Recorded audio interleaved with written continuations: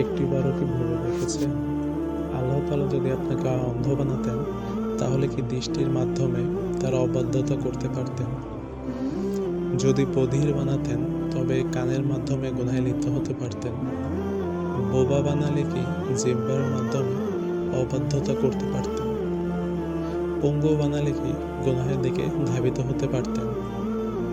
তাহলে দেখা যাচ্ছে আপনি আল্লাহ তাআলার অগণিত নিয়ামতের মাঝে থেকেও তার অবাধ্যতা করছেন। এত নিয়ামতে আপনাকে আবিষ্ট করে রাখলেন যিনি, তিনি কি আপনার কাছ থেকে এরকম আচরণে প্রাপ্য? আপনার গতকাল কী কাজে ব্যয় করেছেন তা নিয়ে যদি একটু ভাবতেন, তাহলে লজ্জায় পালানোর দশা হতো আপনার। কুপ্রবৃত্তির তাড়নায় লাঞ্ছিত আর অনুশোচিত হওয়ার মতো কত যে কাজ করেছেন তা নিয়ে যদি ক্ষণিকের তরে চিন্তা করতেন, তবে চরম কুণ্ঠায় অবনত হয়ে যেত।